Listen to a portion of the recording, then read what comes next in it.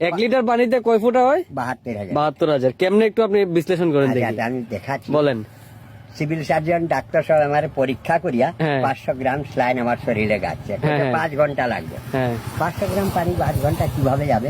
আধা সেকেন্ড পরে ফুটা, সেকেন্ডে 2 ফুটা, 100 গ্রাম পানি 1 ঘন্টা, হ্যাঁ। 500 গ্রাম পানি 5 ঘন্টা। 5 ঘন্টা। আচ্ছা, 100 গ্রাম পানি কয় ফুটা? 7,200 ফুটা। 7,200। 7,200। 7,200।